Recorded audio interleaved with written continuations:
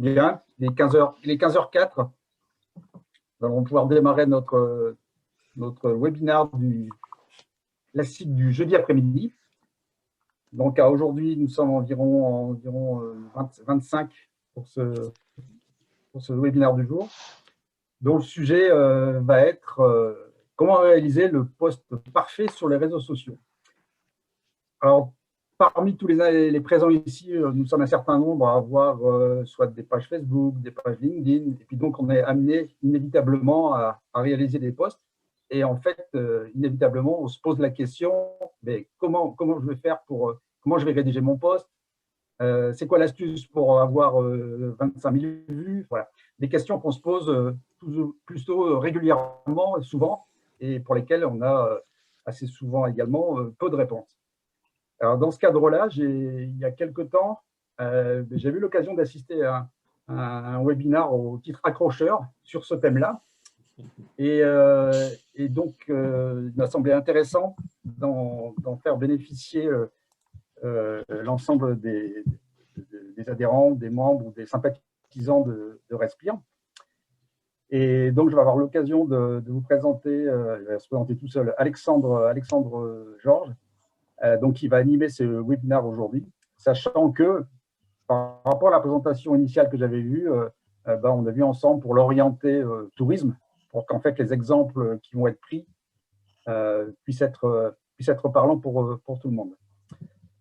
Donc Alexandre, je vais te laisser te présenter et puis ensuite dérouler la présentation. Donc l'idée, c'est une présentation qui va durer une quarantaine de minutes.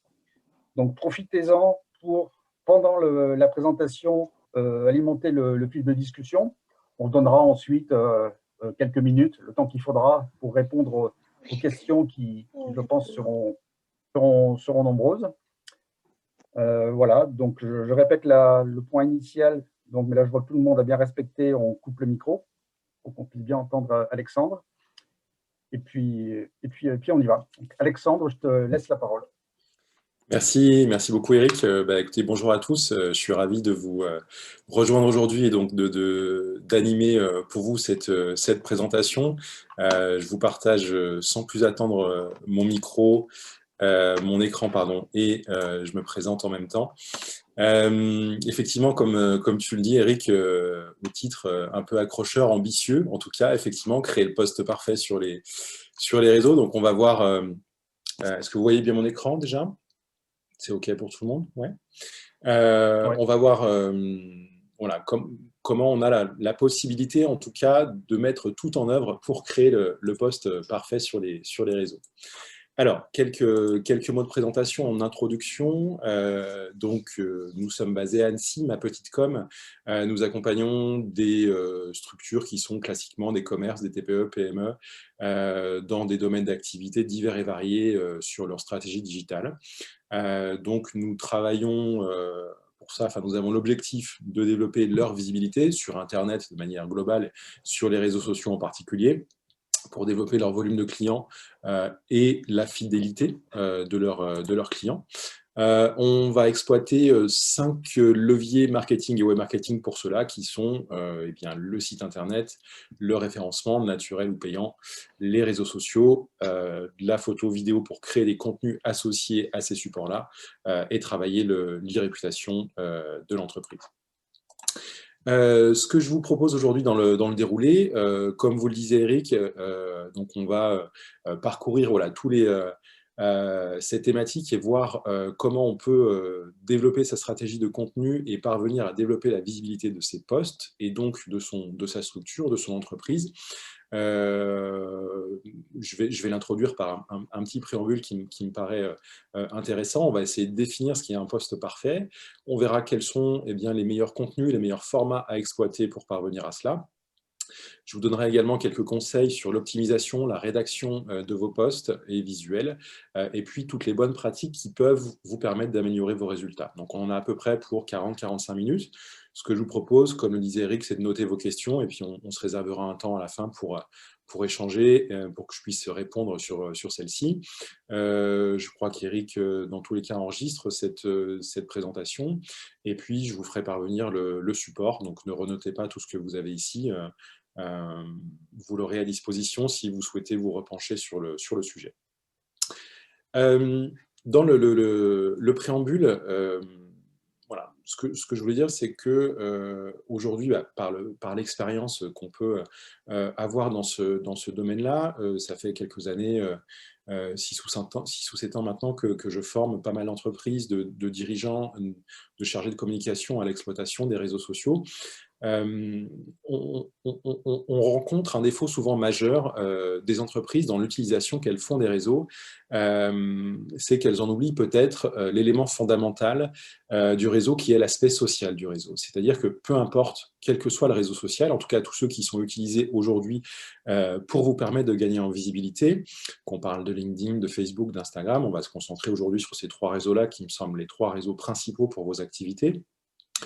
Souvent, l'entreprise ou la structure va exploiter, va utiliser le réseau dans l'objectif, évidemment, de gagner en visibilité. Elle va l'utiliser comme un support de communication et donc, eh bien, mettre en avant des contenus, parler de sujets qui ont l'objectif d'augmenter leur visibilité ou de déclencher des visites sur son site internet ou de déclencher de la visite en boutique, physique, en magasin, etc., etc., mais avec on va dire un systématisme et un mode de fonctionnement qui est peut-être un peu trop centré sur l'entreprise, sur ses services, sur ses produits, et peut-être avec des messages commerciaux poussifs et répétitifs qui sont un peu trop nombreux. Donc, je démarre toujours par ça parce qu'il me paraît important vraiment aujourd'hui de pouvoir prendre conscience que eh bien, on oublie souvent que le réseau social, il est avant tout social. Ça veut dire quoi? Ça veut dire que, par définition, un réseau social, c'est un outil, c'est une plateforme sur laquelle se rassemblent des gens, des personnes, dans une communauté, parce qu'ils considèrent qu'ils ont des centres d'intérêt, des valeurs communes, qui partagent des choses en commun, et ils se regroupent sur ces supports-là et sur ces outils-là, dans cet objectif-là.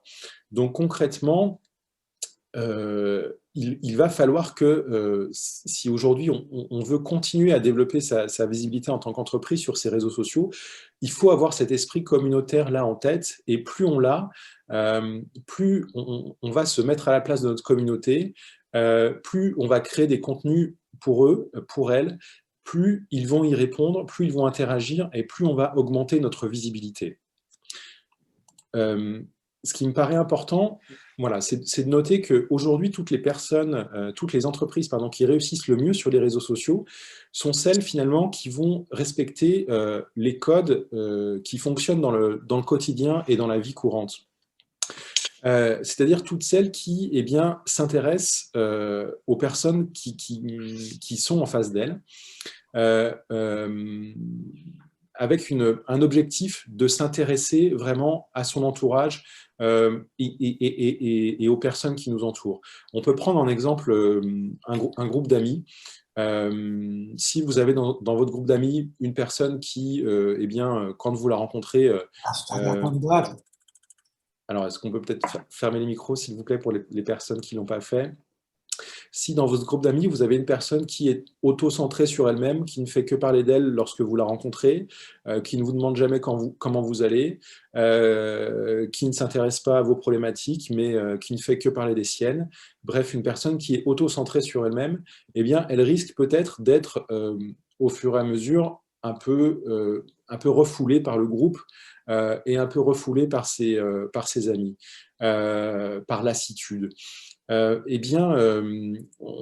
s'aperçoit que sur les réseaux, le principe peut être le même. C'est-à-dire que plus une entreprise ou une structure est auto-centrée sur elle-même à travers ses contenus, moins elle est à l'écoute de sa communauté, moins celle-ci va y réagir, moins celle-ci va grandir.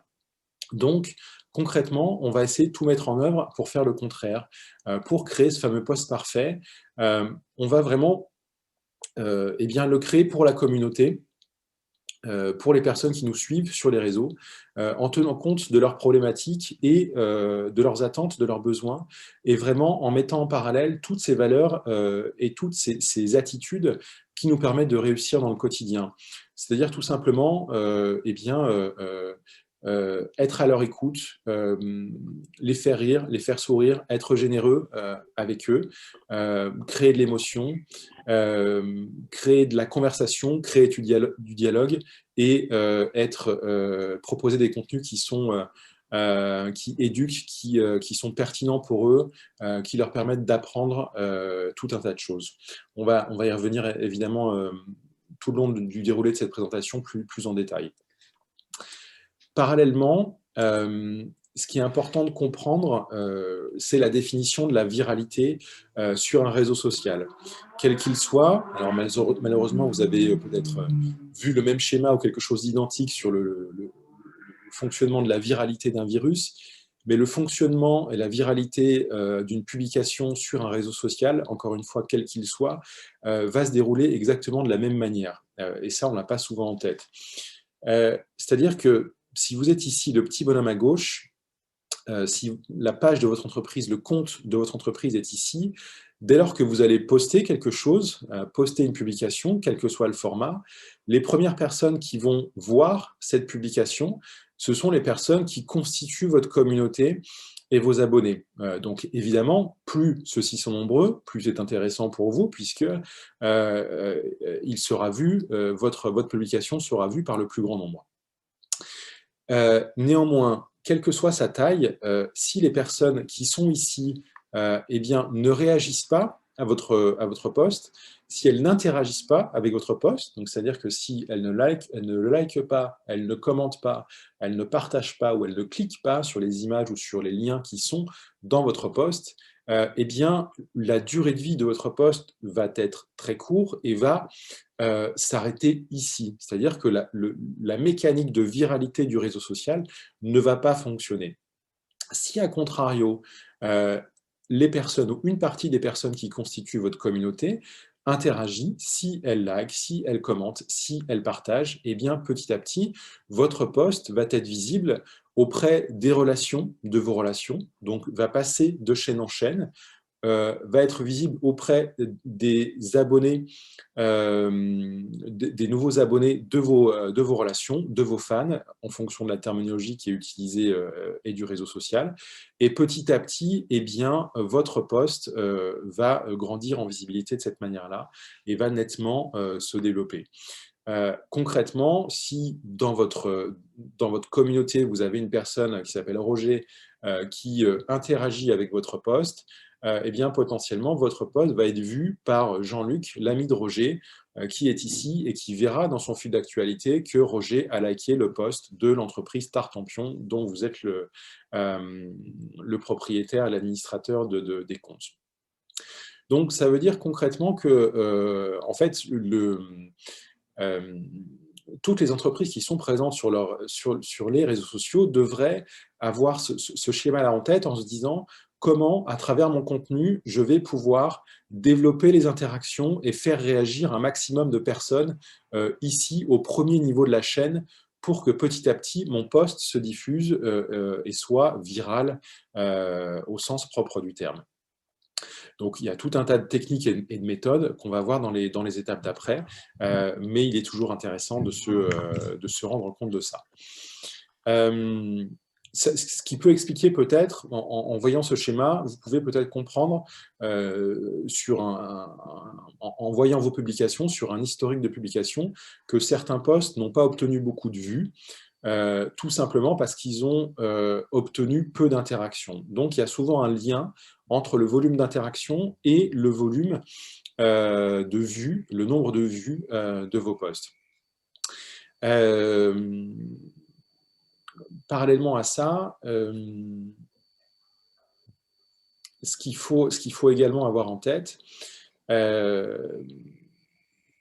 c'est que les différents algorithmes des réseaux sociaux peuvent donner des points. Excusez-moi, est-ce qu'on peut fermer les micros? Il faut que tu saches ce que tu vas faire comme... Merci. L'algorithme va donner des points, un volume de points différent en fonction de l'interaction. On pourrait par exemple considérer que le like vaut 1 point. On pourrait considérer que le commentaire vaut 2 points. on pourrait considérer que le partage vaut 4 points. Tout simplement parce que la personne qui commente, eh bien, un post va prendre plus de temps qu'un simple like qui ne prend que à peine une seconde, voire moins. Et donc, plus l'interaction de l'abonné et de l'utilisateur va prendre de temps, plus elle nécessite du temps, plus on va considérer qu'elle s'engage de manière supplémentaire, et donc l'algorithme va accorder des points supplémentaires et participer, faire grandir la viralité du post. L'interaction absolue étant le partage, la plus intéressante en tout cas étant le partage, puisque l'algorithme va considérer que l'abonné qui partage le post est en accord total avec son contenu, et donc il va donner davantage de crédit à ce post-là.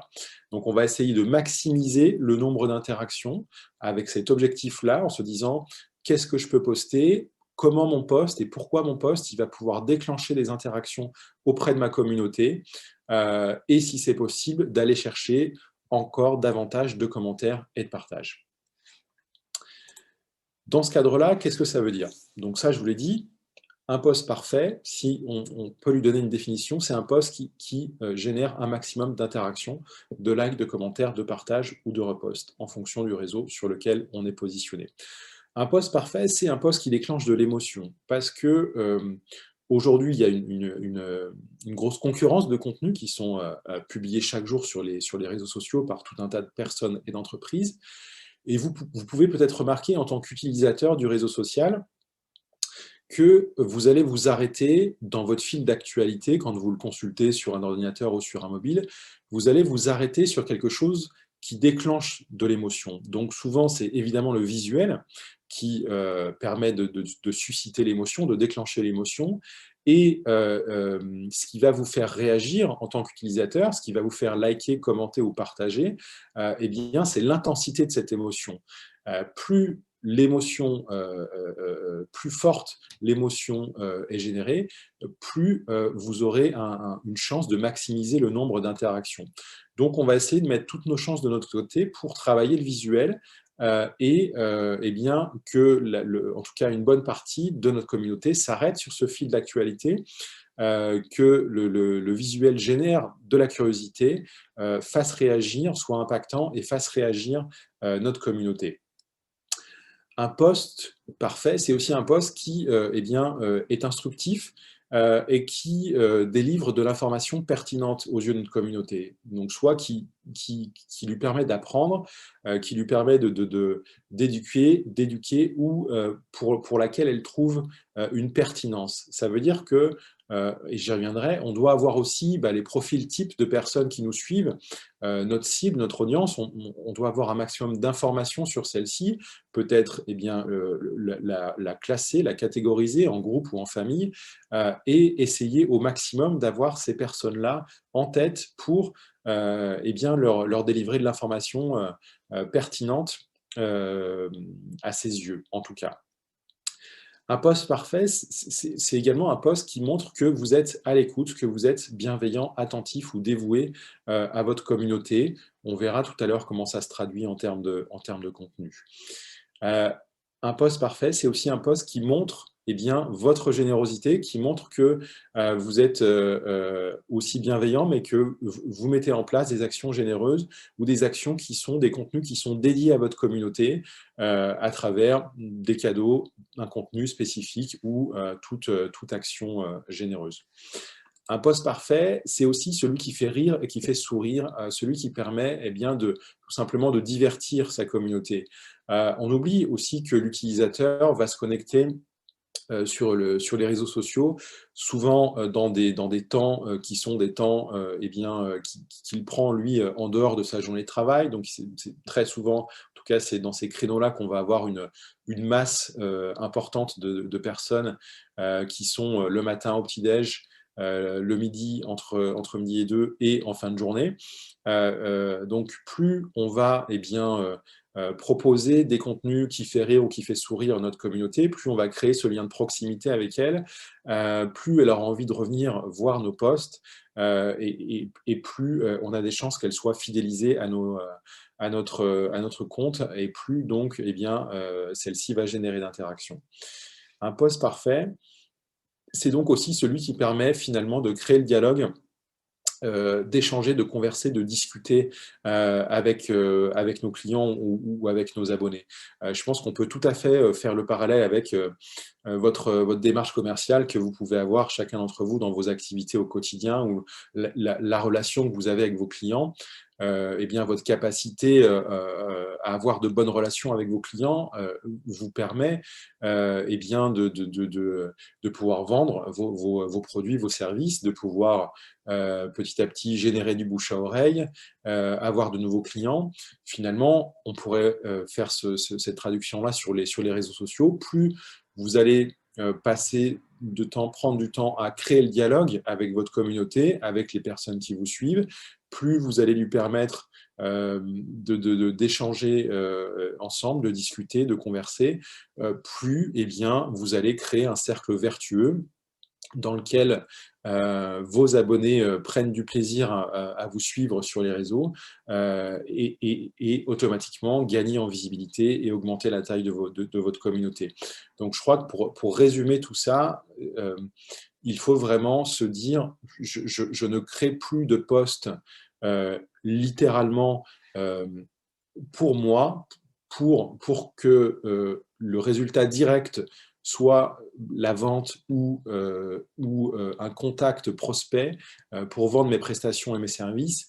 Mais concrètement, mon objectif direct doit être de créer le dialogue avec ma communauté, de tout mettre en œuvre pour la valoriser dans ce sens-là, pour nouer des relations qui se traduiront dans un second temps forcément par eh bien, des contacts commerciaux, des actions commerciales, des ventes, puisque in fine, de la même manière que vous pouvez le pratiquer au quotidien dans un temps évidemment hors contexte qu'on connaît, plus vous allez réussir à créer de nouvelles relations, de nouveaux échanges, plus vous allez obtenir des résultats.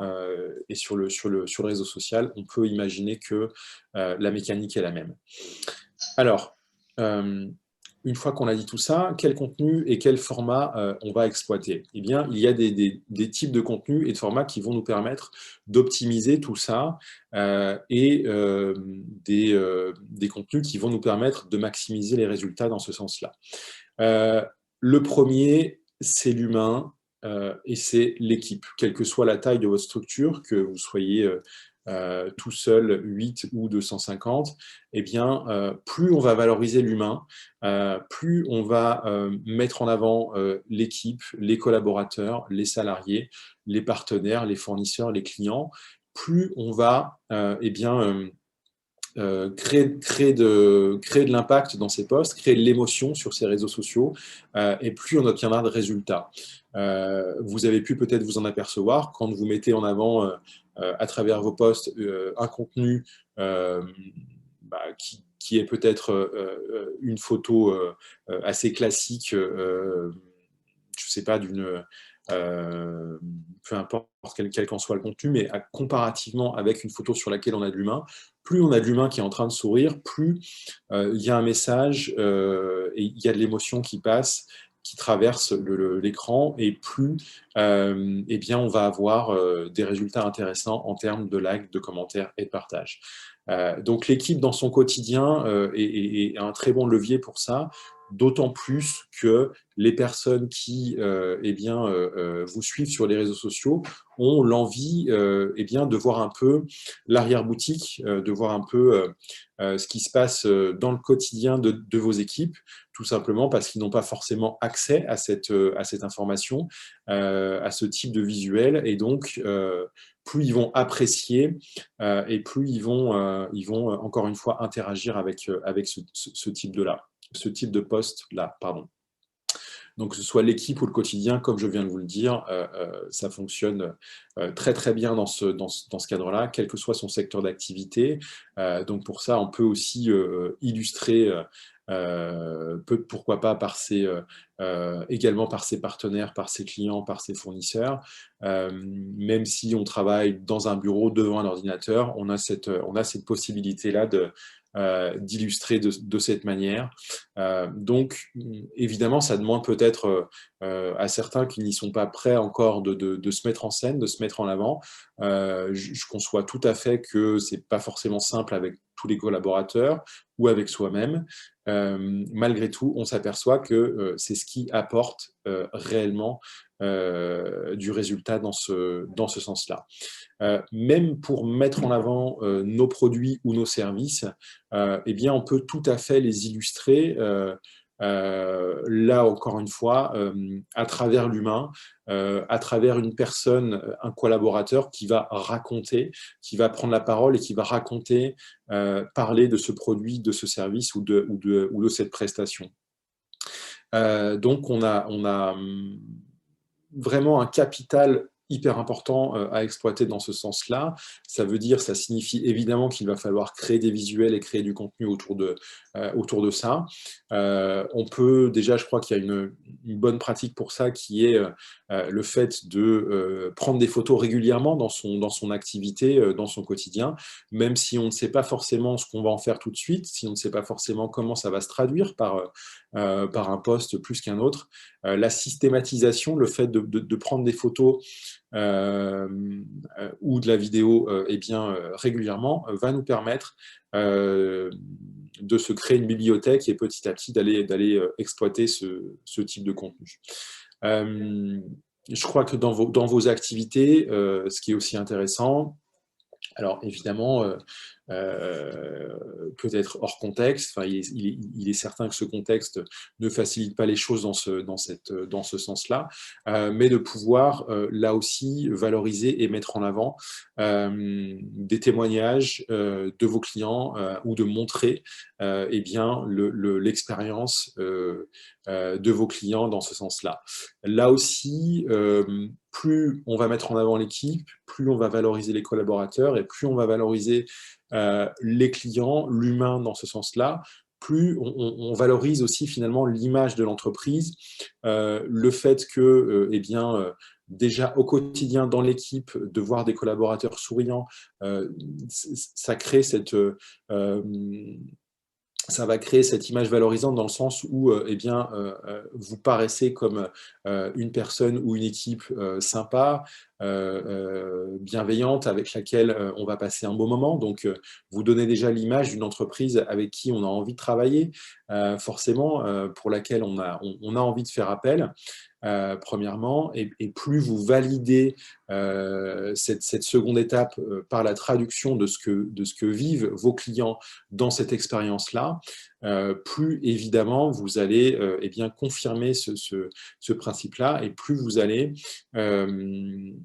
encore une fois montrer que vos clients vivent une expérience ou ont vécu une expérience très intéressante et donc satisfaisante, plus vous allez donner envie à vos clients potentiels, à vos prospects qui vous suivent sur les réseaux de passer le pas ou peut-être de revenir faire appel à vous et à vos services. Donc, je crois qu'il faut là aussi mettre en place pourquoi pas, faire le lien avec vos clients et essayer de les sensibiliser à ce sujet-là. Pourquoi pas leur poser la question, leur demander si ils peuvent vous envoyer des photos une fois leur retour de voyage effectué, vous puissiez les mettre en avant sur les réseaux. Évidemment, tout le monde ne jouera pas le jeu, tout le monde ne le souhaitera pas, mais si vous n'avez ne serait-ce que 5 ou 10% de vos clients qui acceptent, ça vous permettra de créer une base de contenu hyper intéressante dans ce sens-là. Et si en plus on a la possibilité de les faire témoigner, ce sera d'autant plus intéressant en termes d'assurance et de réassurance pour le client, et donc ça se traduira forcément par de l'activité pour vous. Également mettre en avant vos réalisations à travers les prestations ou les réalisations de vos partenaires, de vos fournisseurs avec qui vous travaillez. Plus on va essayer de montrer l'expérience qui est qui est vécu par nos clients, qui a été vécu par nos clients ou qu'on est en capacité d'offrir, au-delà de la simple carte postale, malgré tout, ça reste très intéressant, j'y reviendrai, plus on va eh bien aussi capitaliser sur ce schéma-là et plus on va obtenir de bons résultats. Donc, c'est un lien intéressant. Le format également dans l'objectif d'échanger avec la communauté, de pouvoir régulièrement dialoguer, converser, échanger avec elle, eh bien, ça reste pour ça ces formats-là, les questions-réponses, les sondages ou les jeux concours qui, eux, réellement permettent de démultiplier la viralité de vos posts et donc de créer des posts parfaits puisqu'ils vont systématiquement gagner, optimiser vos résultats. Donc, je crois que c'est intéressant de travailler d'une part pour montrer l'intérêt qu'on porte à notre communauté, et bien de les sonder, de leur poser des questions régulièrement, d'échanger avec eux sur leurs attentes, leurs besoins, leurs souhaits, et puis, dès que c'est possible, de leur proposer de l'animation, des jeux concours, dans ce sens-là. Une fois que tout ça s'est dit, dans les formats et dans les contenus, comment on va pouvoir optimiser la rédaction de nos posts et de nos visuels? Eh bien, je crois, je vous l'ai dit tout à l'heure en introduction, je crois que c'est important d'avoir son audience en tête. Donc, c'est à mettre en lien avec votre stratégie commerciale, votre stratégie de communication dans son ensemble. Peut-être que vous avez un type de cible ou un type d'audience bien défini. Peut-être que vous avez plusieurs familles, plusieurs groupes, plusieurs tranches d'âge. Mais il me semble tout à fait pertinent d'aller de creuser le sujet à fond, au-delà de la simple tranche d'âge, du sexe et peut-être de la position géographique de tel ou tel client potentiel, ou donc de son audience. Eh bien, il me semble intéressant d'aller creuser vraiment ce qu'on appelle le buyer persona, le profil cible de clients potentiels en essayant de le traduire par un maximum d'éléments sur ses habitudes de consommation, sur ses freins peut-être, sur ses motivations qui pousseraient à faire appel à nos services ou pas, et donc d'adapter aussi tous les contenus en termes rédactionnels et visuels qu'on pourrait écrire, rédiger, présenter, poster à travers cet élément-là et à travers cette audience, ce profil type, ou plusieurs si c'est le cas, si vous en avez plusieurs. Ensuite, on va évidemment aussi se poser la question d'une optimisation spécifique pour chaque réseau. Donc, je reviens sur l'aspect rédaction et visuel pour chacun d'entre eux sur les prochaines slides. Mais déjà, sur le principe, ce qu'on peut voir, c'est que chaque réseau a ses spécificités en termes d'utilisateurs et on va les exploiter de manière différente en fonction de ces éléments de différenciation et de cible. Donc, on voit que notamment en termes de volume, donc ce sont les derniers chiffres à début 2021, en termes de volume, Facebook reste le réseau le plus représentatif, le plus généraliste, mais le plus représentatif en termes d'utilisateurs. Donc ici, on est sur les chiffres pour la France, avec 38 millions d'utilisateurs, une légère surreprésentation des femmes, et une tranche d'âge la plus représentée, qui sont aujourd'hui les 30-45 ans. Donc, c'est évidemment à mettre en lien aussi avec ça ou ces cibles. Et puis, se dire que, alors ça ne veut pas dire qu'il n'y a pas de personnes plus âgées ou plus jeunes, mais la tranche d'âge la plus représentée aujourd'hui sur Facebook est les 30-45 ans. Et c'est une population qui, on peut dire, est vieillissante, puisque on voit de moins en moins de renouvellement de jeunes sur ce réseau-là. Ça veut dire concrètement que, dans les années à venir, la population de Facebook ne va faire que vieillir. Et vieillir, alors nous on vieillit de manière assez logique, voilà. prend 1 an de plus chaque année, la population Facebook prend 1,2 ou 3 ans de plus chaque année. Elle vieillit plus vite que la population normale parce que tous les nouveaux utilisateurs eh bien, sont des personnes d'un certain âge, voire aujourd'hui des seniors, et donc eh bien, ça fait automatiquement vieillir cette population. Les jeunes, eux, se déportent vers d'autres réseaux, donc Instagram étant le plus populaire. Vous avez certainement également entendu parler de TikTok ou de Snapchat. Ce n'est pas l'objet aujourd'hui, ce sont des réseaux qui sont encore pas aujourd'hui, qui apporteraient peu de résultats, il me semble, par rapport à vos secteurs d'activité, mais en tout cas qui vont peut-être prendre le lead dans les années prochaines, et il sera peut-être intéressant de s'y atteler. En tout cas, sur Instagram, on a donc une population encore plus féminine que sur Facebook, et la tranche d'âge la plus représentée sont les 15-30 ans. Typiquement, les jeunes et les ados se sont déportés de Facebook pour ne pas être sur la même plateforme que papa et maman, mais se retrouver avec sa tranche d'âge et donc sa communauté, son groupe d'amis sur une plateforme dédiée. Si vous avez des ados à la maison, ils ont dû certainement déjà vous dire que Facebook était un truc de vieux. En termes d'activité, je crois qu'en fonction de certains d'entre vous, vous pouvez avoir des cibles qui sont des particuliers et aussi des professionnels. Donc ces deux réseaux, Facebook et Instagram, correspondront évidemment à la démarche de développer sa visibilité auprès des particuliers. On peut également considérer aujourd'hui que Facebook est devenu tellement peut-être généraliste que même une entreprise qui est dans le B2B eh bien, peut générer une certaine visibilité auprès des professionnels dans ce sens-là, même si le réseau B2B par excellence va rester LinkedIn, sur lequel on a une surreprésentation masculine, 55% d'hommes, qui tend petit à petit à se rééquilibrer. On était il y a encore quelques années en arrière à plus de 60%, mais qui tend à se rééquilibrer, avec ici une tranche d'âge la plus représentée qui est dans le cœur de cible des 30-50 ans, mais un renouvellement avec une population jeune qui continue à s'inscrire sur ce réseau-là, particulièrement parce qu'il y a des spécificités liées à l'emploi, et donc il y a une présence nécessaire pour les jeunes qui sont en recherche d'emploi en sortie d'école. Donc il y a un renouvellement assez fréquent en termes d'utilisateurs par ce biais-là.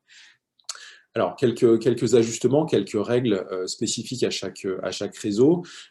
Pour Facebook particulièrement, quelques bonnes pratiques. Donc, sur ce réseau-là, on va utiliser plutôt un langage courant, parfois même familier, et exploiter effectivement les emojis sans que ce soit fleuri, sans qu'on en ait 50 par poste, mais en tout cas, quelques posts, quelques emojis permettent de donner un ton à son post, d'apporter du sourire, et donc de générer davantage d'interaction. Ce qui est important pour générer de l'interaction, je crois, c'est de s'adresser directement à sa cible et de prendre la parole en son nom, quelle que soit sa structure, de prendre la parole en son nom propre. On va avoir également un objectif d'accrocher notre lecteur à travers le visuel, pour lequel je reviens tout de suite après, et la première ligne de notre post. Donc ça peut se traduire par un titre qui peut être entre crochets, comme vous pouvez le voir assez régulièrement en ce moment, pour donner de l'impact et donner plus de visibilité à son post. Inciter à l'action, plus finalement on va aussi dans notre rédaction inciter à l'action, plus on va s'assurer entre guillemets que notre communauté réagit à nos posts. Donc plus on va lui poser des questions, plus on va l'inciter à réagir, plus elle le fera. On va également veiller à identifier, taguer d'autres comptes, à utiliser la localisation autant que possible et à indiquer notre humeur. Tous ces éléments permettent de s'assurer, entre guillemets, d'être dans les bons papiers de l'algorithme et donc d'améliorer notre visibilité. On va au maximum essayer de rédiger des phrases et des paragraphes courts. Je reviens dans ce sens-là par rapport à la première ligne. Aujourd'hui, sur Facebook, on a donc une longueur de texte qui va être masquée après les 3-4 premières lignes derrière un bouton « Afficher la suite ». Donc, ça nécessite qu'on soit impactant dès le départ dans ce sens-là. On peut exploiter les hashtags sur Facebook. On a longtemps eu voir les différents experts s'écharper sur ce sujet en disant faut-il exploiter les hashtags ou pas sur ce réseau-là. Aujourd'hui, je crois qu'on peut affirmer que oui. Facebook développe aussi dans ce sens-là des fils d'actualité dédiés quand on recherche un hashtag. Donc, on sent qu'il y a une volonté du réseau social d'aller vers cette pratique et de le valoriser. Donc, on a la possibilité de le faire. Le format qui restera le plus viral sur Facebook sera la vidéo. On peut considérer que c'est une règle qui est aussi vraie pour les autres réseaux sociaux, tout simplement parce qu'aujourd'hui, on a d'une part une jeune génération qui consomme quasiment que de la vidéo. On a un volume de contenu qui est posté sur l'Internet de manière globale et sur les réseaux sociaux qui est de plus en plus vidéo, et c'est un type de format qui continuera à prendre de l'ampleur dans les années à venir. Donc c'est tout à fait intéressant et pertinent. Ça ne veut pas dire qu'il faut poster que de la vidéo, mais c'est un format pour lequel on peut s'attendre à avoir de bons résultats, donc il faut le travailler. Je vous donne ici quelques exemples. J'essaye de passer un peu vite là-dessus parce que vous les aurez quoi qu'il en soit, et on a encore pas mal de choses à voir, mais quelques bonnes pratiques qui résultent de ce que je peux vous dire ici dans les éléments rédactionnels, visuels et dans les contenus formats exploités. Donc je voulais illustrer par des bons exemples qui sont à prendre en considération et qui sont intéressants. À savoir donc que plus on va faire une sélection d'hashtags juste, plus on va avoir une optimisation de sa visibilité dans ce sens-là. Donc là, encore une fois, il faut se mettre à la place de sa cible, au-delà du simple effet de mode du hashtag. Pour un particulier qui va associer son hashtag à la traduction de son post ou à ce qu'il est en train de vivre, autant dès lors qu'on est professionnel, et on y reviendra sur Instagram où l'importance du hashtag est d'autant plus primordiale, je crois qu'il y a une sélection importante autour de son secteur géographique. Donc ça signifie son territoire, les communes, le département, la région sur lequel on intervient, sur lequel on est positionné, sur lequel on souhaite s'assurer une visibilité, sur le nom de son entreprise, sur ses activités, et pourquoi pas, en plus de ça, sur la mise en avant de ce qu'on est en train de poster en termes de sujet. Évidemment, vous êtes dans des secteurs d'activité où l'image a une part et a une valeur hyper importante, donc il va falloir l'exploiter à fond et faire rêver, donner envie à travers ce type d'image et ce type de visuel. Là, pour le coup, dans vos domaines, vous avez un puissant fond de ressources. Je crois qu'il faut évidemment pas s'arrêter à ça, c'est pas suffisant, mais le fait d'exploiter régulièrement ce type de contenu permet aussi de s'assurer un grand nombre de réactions et un grand nombre de visibilité. Voilà pour ces exemples. Sur Instagram, ici, on peut également utiliser un langage courant et des emojis. On va également veiller à ce que on s'adresse à sa cible et prendre directement la parole en son nom propre. On va là d'autant plus travailler le visuel. Autant sur Facebook, on peut accepter un visuel de qualité, on va dire moyenne, autant sur Instagram, on va donner une part beaucoup plus importante au visuel, et ce qui va déclencher, susciter l'intérêt de son audience. C'est l'effet waouh que le visuel va générer. Donc on va même travailler davantage le visuel que le rédactionnel, puisque le rédactionnel sera moins important, moins lu par la communauté, par les personnes qui vont nous suivre sur ces réseaux-là. Et donc, on va veiller également à accorder du crédit à la constitution de son feed. J'y reviens tout de suite après dans les exemples visuels.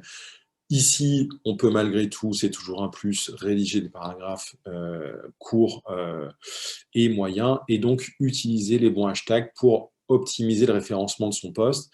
Là, c'est vraiment une méthode primordiale et absolument nécessaire sur Instagram, de travailler, donc, encore une fois, eh bien, son territoire, sa marque, ses produits, ses services, son humeur à travers tous les hashtags qu'on va exploiter.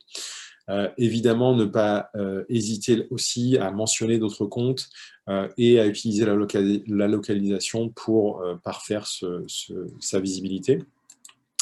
Donc concrètement, ça se traduit aussi par une cohérence graphique d'ensemble.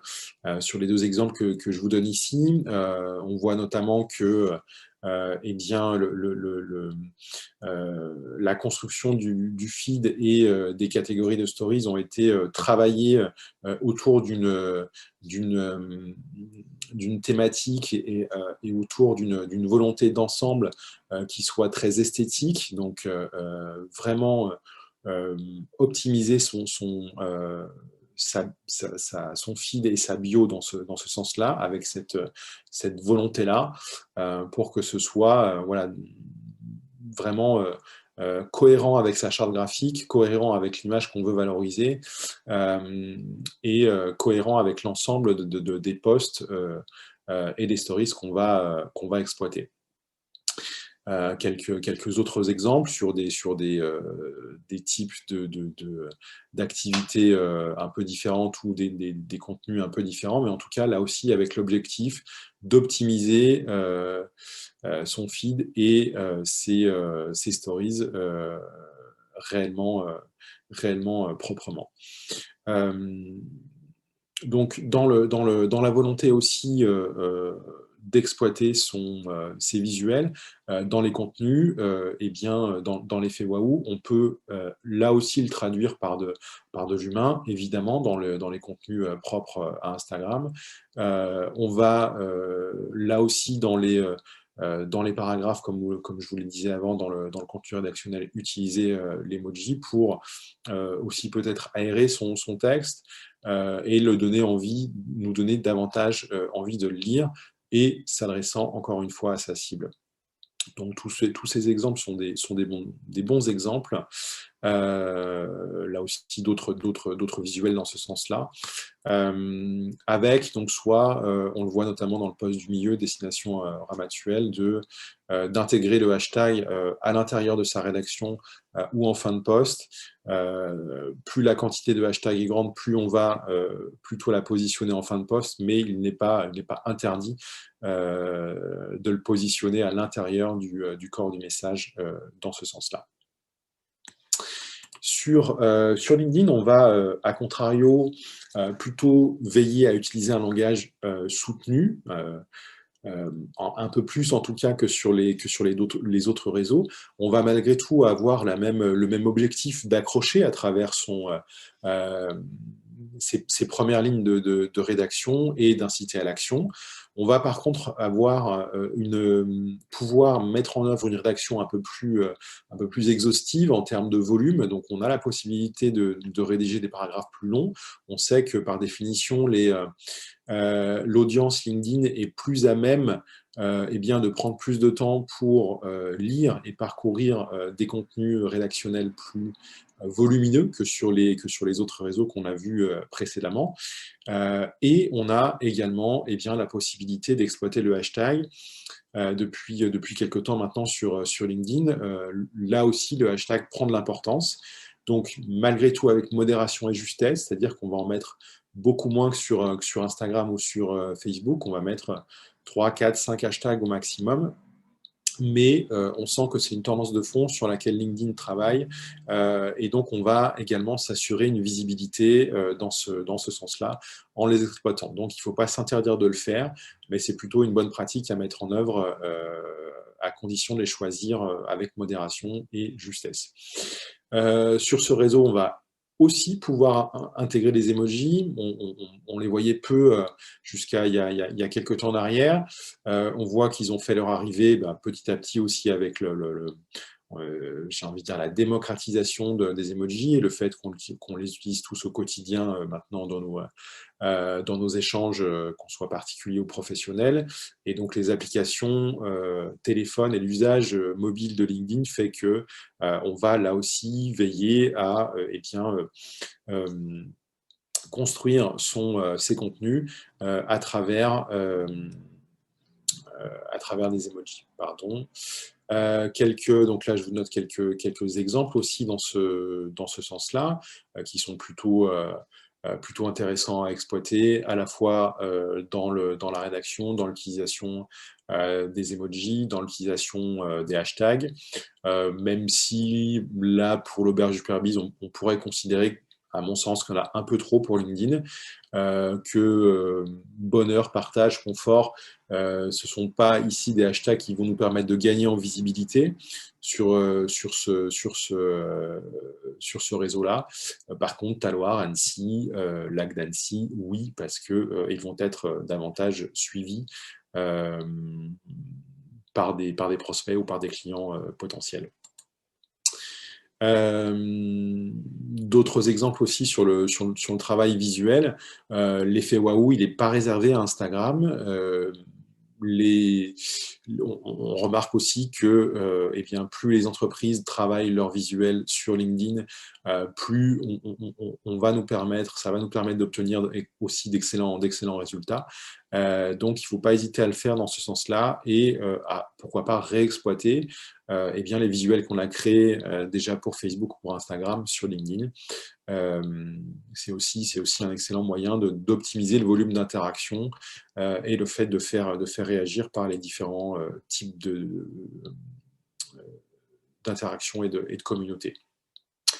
En résumé, pour optimiser la rédaction et les visuels de ces posts, je crois qu'il faut vraiment veiller à penser à ses objectifs, à s'adresser directement à son audience, à utiliser un visuel attractif qui génère ce fameux effet waouh, être bref, puisque la quasi-totalité des posts qui génèrent de l'interaction comporte moins de 75 mots, c'est déjà pas mal, on peut déjà dire beaucoup en termes de messages par 75 mots.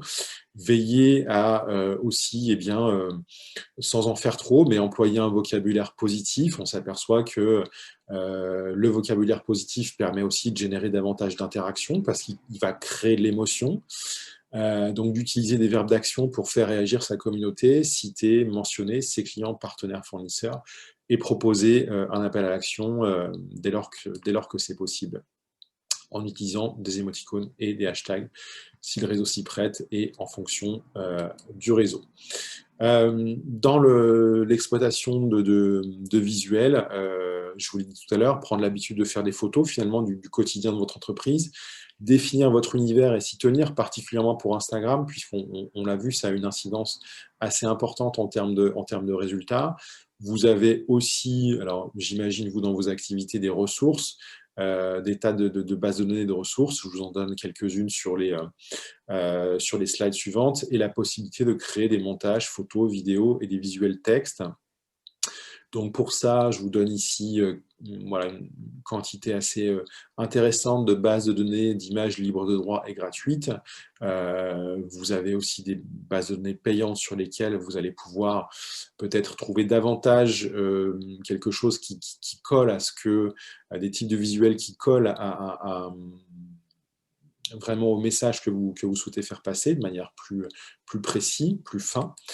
Je vous conseille également pour la création de vos visuels de vous aider, évidemment en fonction de la taille de vos structures. Bah, si vous avez un chargé de com ou un graphiste en interne qui peut le faire, tant mieux. Sinon, si ce n'est pas le cas, n'hésitez pas à vous aider d'outils du type Canva ou Trello. Ce sont deux outils que vous retrouverez en ligne, que vous retrouverez sur format application mobile également, qui vont vous permettre assez simplement, même sans connaissance ou compétences graphiques, parce qu'ils sont très intuitifs et assez simples à utiliser, eh bien, de créer des montages, de créer des animations, de créer des petites vidéos, de créer des diaporamas. Vous avez des tonnes et des tonnes de ressources sur ces outils-là. Vous avez des versions gratuites et payantes, mais en version gratuite, vous avez déjà accès à pas mal d'éléments et de ressources. Donc, n'hésitez pas à aller faire un tour sur ces plateformes-là. Enfin, les bonnes pratiques pour améliorer vos résultats. Je fais assez vite, je vois le timing, on arrive au bout. La première, eh bien, c'est essayer aussi au maximum de faire varier ses posts. On remarque que les entreprises qui eh bien, obtiennent d'excellents résultats sont celles qui offrent une variété de contenus et une variété de posts de manière la plus large possible à son audience. C'est souvent, à contrario, eh bien, la répétition et les mêmes contenus, les mêmes formats exploités qui finissent par lasser la communauté et donc qui font moins réagir. Donc, n'hésitez pas à exploiter toutes ces catégories de sujets et toutes ces thématiques. Je vous les détaille dans les slides suivantes. Et on peut très bien imaginer la création d'un calendrier éditorial pour travailler celle-ci en amont, en anticipation, de manière à veiller à ce que on apporte une variété de contenus. Donc, voilà, je n'aurai pas le temps de les parcourir, mais je vous donne quelques listes d'éléments qui sont loin d'être exhaustifs, mais en tout cas qui peuvent vous donner des idées sur tout ce que vous pouvez exploiter en termes de thématiques et de sujets pour votre structure. Parmi donc l'intitulé qu'on a vu dans ce calendrier éditorial-là. Donc, n'hésitez pas à l'exploiter à fond pour vous permettre eh bien, de trouver de nouvelles idées de format ou de contenu dans chacune de ces catégories. Pour moi, l'idée, ce serait d'avoir en termes de volume entre 2 et 3 posts par mois sur chacune d'entre elles, si c'est possible. Alors, il n'y a pas d'obligation majeure, mais si c'est possible, si vous avez les ressources et les contenus, faites-le. Enfin, quelques petites astuces supplémentaires, bonnes pratiques pour améliorer vos résultats. D'une part, la programmation de posts. On remarque que plus on colle eh bien, à la présence de nos abonnés sur les réseaux au moment de la planification des posts, plus on va là aussi avoir d'interactions et donc obtenir de résultats. Donc, de manière assez classique et généraliste, eh bien, c'est plutôt le matin, aux alentours de 6h30, entre 6h30 et 7h, en postant à cette heure-là qu'on va pouvoir s'assurer une meilleure visibilité de ces posts, parce qu'on a une bonne partie de la communauté qui est présente, ou en tout cas, si on a peut-être un tiers de sa communauté qui est présente à cette heure-ci, et si elle interagit à mon post, eh bien, le schéma de la viralité qu'on a vu en introduction va fonctionner, puisque l'autre partie, ou les deux autres parties de ma communauté qui vont se connecter entre midi et 2 ou en fin de journée, auront plutôt tendance à voir le post grâce aux bénéfices de l'algorithme. Et le week-end, alors ça peut être à double tranchant en fonction de la météo. Donc là, clairement, si la météo est pourrie, eh bien, votre communauté aura davantage tendance à se connecter, à être présente. Donc, on obtiendra de meilleurs résultats. Dans ce cadre-là, on va plutôt préférer eh bien, le matin aux alentours de 8h ou le début de soirée, la fin de journée. Mais là, encore une fois, c'est à mettre en lien avec votre communauté particulière, avec les tranches d'âge, et peut-être à ajuster avec celle-ci. Dans tous les cas, la programmation peut vous permettre de planifier vos posts et de ne pas être nécessairement devant votre écran dans ces heures-là pour poster vos contenus. Donc pour ça, vous avez plein d'outils.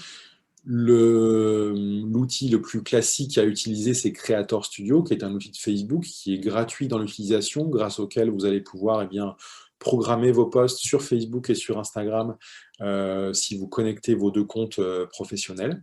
Donc, n'hésitez pas à exploiter celui-ci qui est plutôt intéressant. Et puis après, vous avez plein d'autres outils.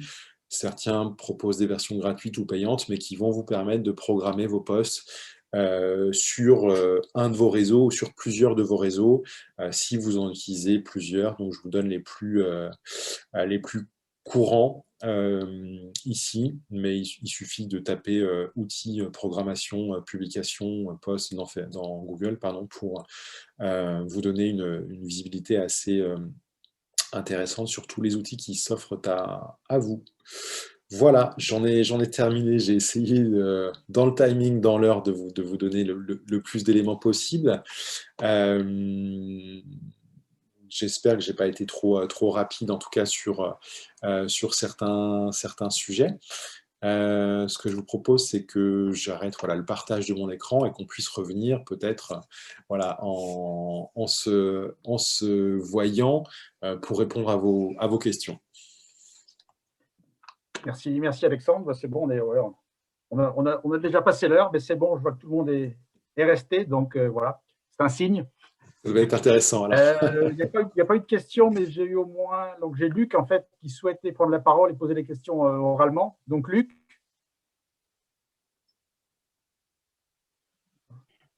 Vous m'entendez? Oui, c'est bon, vas-y, Luc. Ok, merci. Merci Alexandre, bravo, c'est très clair. Alors, en même temps, c'est des choses qu'on a en même temps entendues, mais tu les as exposées de façon très claire et moi, ça renfonce, enfin, ça apporte encore un peu un coup de marteau sur tout ce que je devrais faire et que je ne fais pas assez. Donc, merci, c'est très clair, bravo. Je t'encourage, si ce n'est pas fait, à te joindre comme partenaire dans Respire à notre groupe Solutions qui propose des partenaires de prestations. Donc, n'hésite pas à nous contacter pour faire valoir ta compétence. Alors, mes questions, c'était surtout sur, d'une part, la difficulté Non, d'abord, je voulais dire que je me rends compte qu'au travers des différentes plateformes, que ce soit Respire ou ailleurs, que nous avons tous ici autour de la table des différents niveaux de connaissance de l'utilisation des réseaux sociaux et donc c'est pas facile du tout. Il y a la multiplication de ces réseaux sociaux, mais aussi la multiplication, dans mon cas, des pages qu'on utilise pour se faire valoir. Et donc, à un moment donné, on est un petit peu perdu parce que j'ai bien compris qu'on peut planifier tout ça, mais c'est difficile quand on est d'un petit acteur de suivre le rythme qui serait idéal. Et je me demandais si justement il n'y aurait pas la nécessité pour tous ceux que ça intéresse de créer une espèce de groupe d'entraide dans Respire qui ne parlerait que de ça, en fait, des réseaux sociaux, sous le patronage ou pas de gens comme toi, Alexandre, qui pourraient promouvoir ces services pour partie gratuits, pour partie payants, mais qui nous permettraient, si tu veux, d'avancer concrètement. Parce qu'un Zoom, c'est super, mais derrière, il faut avancer. Puis, nul doute qu'on a 30 personnes inscrites à ce groupe, nul doute qu'on a chacun au moins 3 questions chacun qui se rejoignent probablement.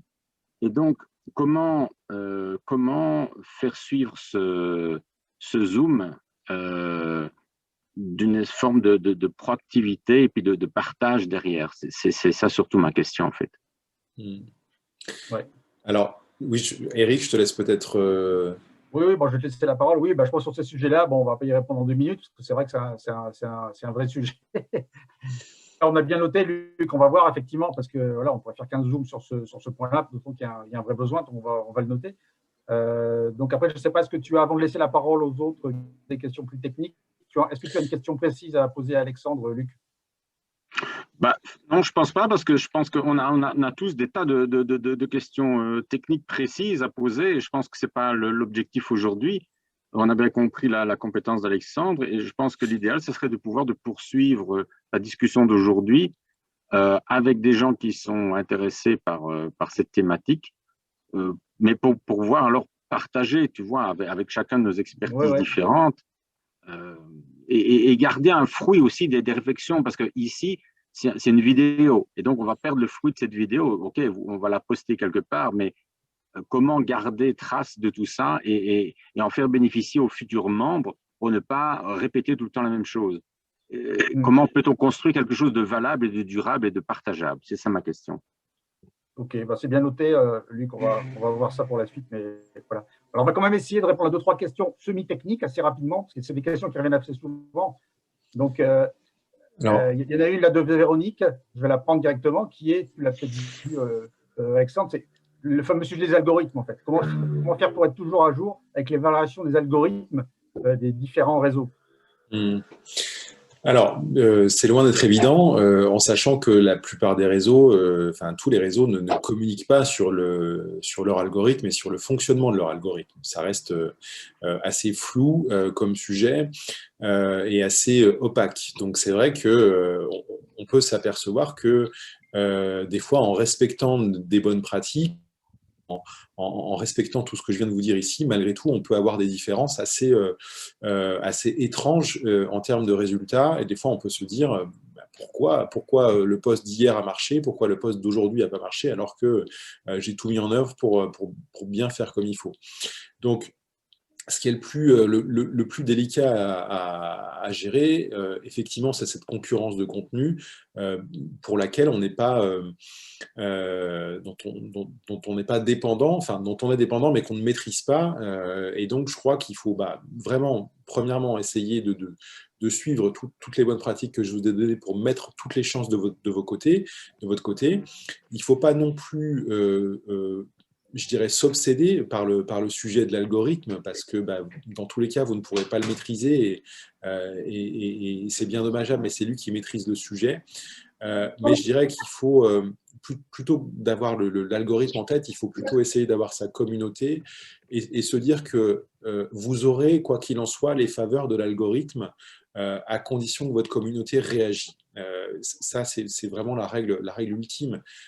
C'est si votre communauté like, commente, partage vos posts, vous conserverez de manière générale et globale bien, ce cercle vertueux de la mécanique de l'algorithme. Donc, je crois que ça doit être ça vraiment, si on peut faire passer un message, ça doit être ça qu'on doit avoir en tête.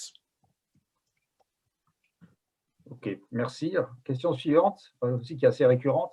La fréquence idéale de publication par semaine en fonction des réseaux. Ça aussi, j'imagine que c'est une question classique. C'est une question assez classique, effectivement. Donc, comme je vous le disais, moi, par rapport au calendrier que je vous ai donné, en termes de volume, je crois que c'est intéressant. En fonction, évidemment, de la taille de sa structure, mais d'être entre 2 et 3 posts par semaine. Alors, je dirais que sur LinkedIn, 2 peuvent être suffisants. Sur Facebook ou sur Instagram, 3 à 4 par semaine peuvent être intéressants. Là, ce n'est pas forcément la quantité qui va faire la démultiplication de la visibilité. Ça, par contre, c'est un message à prendre en compte. Ce n'est pas parce que je poste 8 fois par jour que je vais avoir 8 fois plus de visibilité. Par contre, donc je dirais que si on n'est pas en capacité de faire ce volume, il faut plutôt travailler la qualité de ces posts. Parce que plus ils sont qualitatifs, plus, encore une fois, votre communauté va réagir et plus vous serez dans les bons papiers de l'algorithme. Donc, finalement, ça ne sert pas à grand-chose de dépenser beaucoup d'énergie dans le volume de posts qu'on va proposer au quotidien, mais plutôt de travailler la variété à travers le calendrier qu'on a identifié.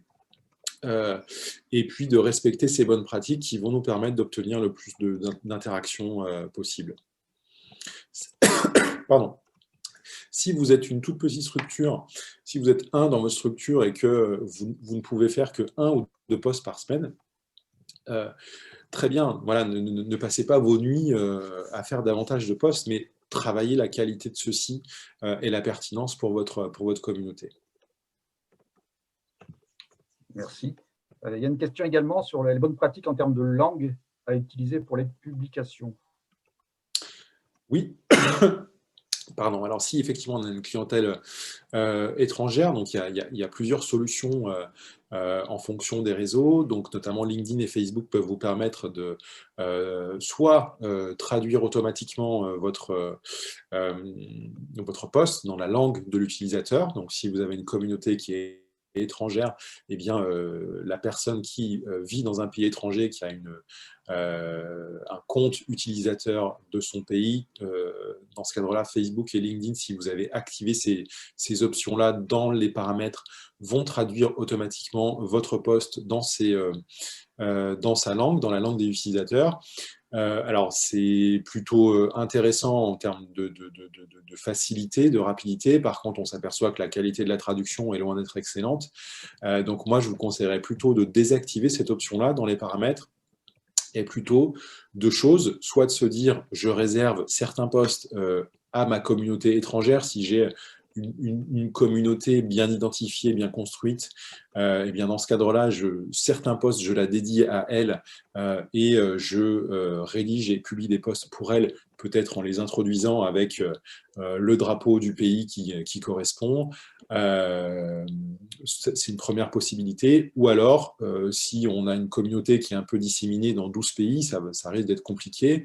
Dans ce cadre-là, on va plutôt prendre l'habitude de traduire ces posts en anglais, et donc peut-être une des bonnes pratiques qui se fait souvent dans le tourisme, dans le voyage, dans l'hôtellerie, c'est d'avoir le drapeau du pays qu'on introduit au début de chacun de ces posts, et donc du pays de la langue, pardon, de la rédaction dans laquelle on poste, de sorte à ce que ça devienne un automatisme et que votre communauté comprenne que chacun de vos posts sont traduits dans ce sens-là.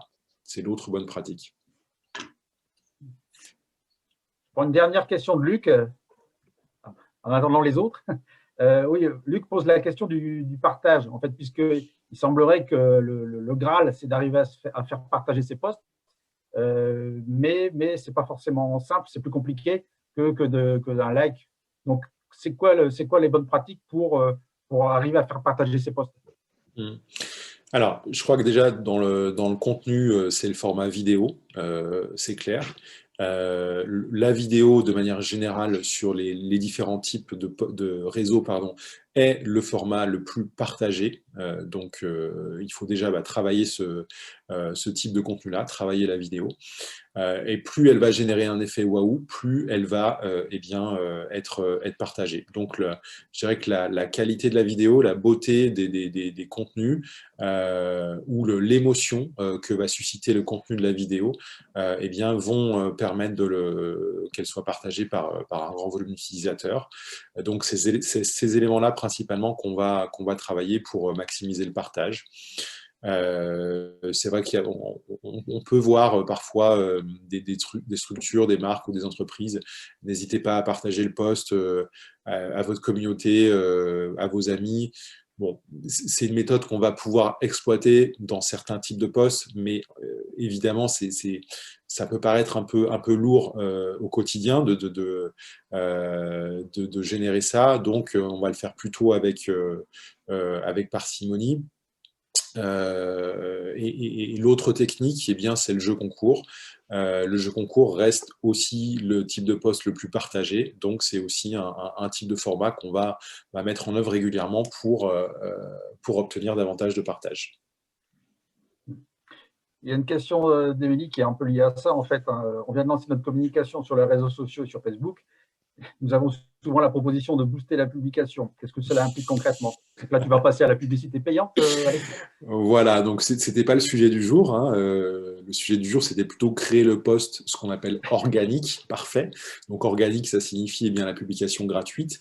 À contrario ou en complément, les réseaux sociaux peuvent vous proposer de booster ou sponsoriser vos posts. Donc là, concrètement, sur Facebook, à chaque fois que vous voyez le terme booster, ça signifie que Facebook vous propose de sponsoriser, de mettre en place une campagne publicitaire pour que votre post ne soit pas vu seulement par votre communauté, mais également par des personnes qui correspondent à d'autres utilisateurs du réseau social, dont Facebook utilise le fichier, évidemment, et qu'on va pouvoir sélectionner à travers des critères qui sont les principaux: sexe, âge, critères géographiques, donc de positionnement de l'utilisateur.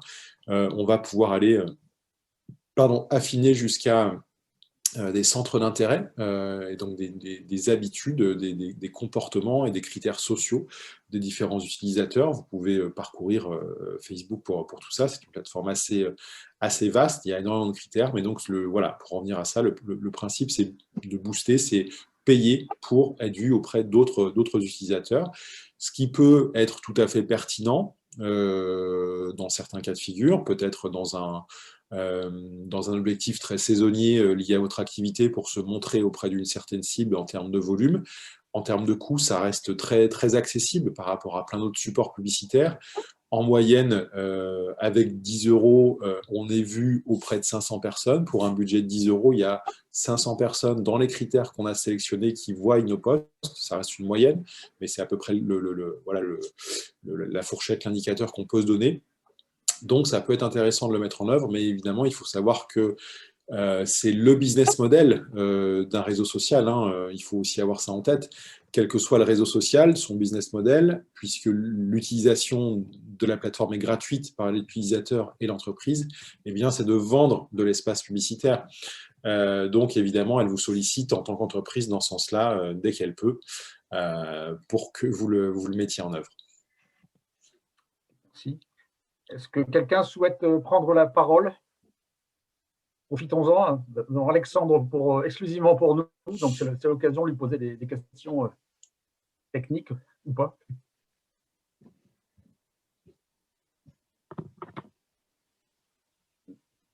Non?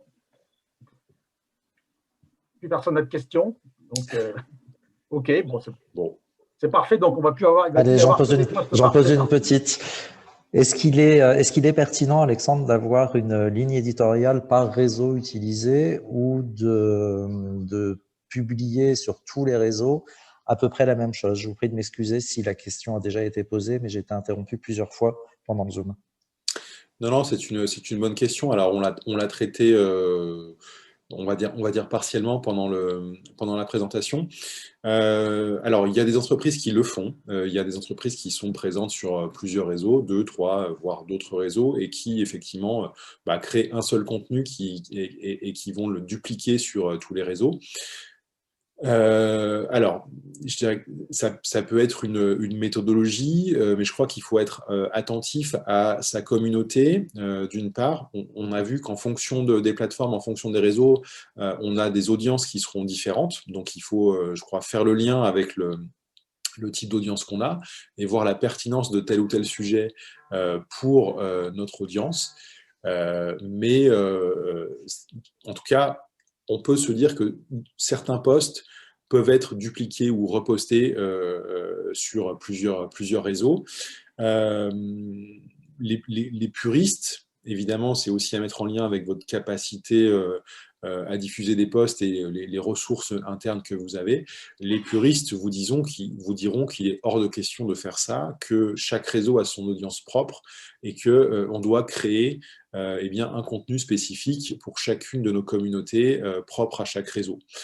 Maintenant, voilà, je serai un peu plus souple dans ce sens-là parce que je connais les difficultés et l'aspect chronophage des réseaux qui est assez important pour des petites ou des moyennes structures qui n'ont pas forcément toutes les ressources internes pour créer et diffuser des contenus différents sur tous les postes.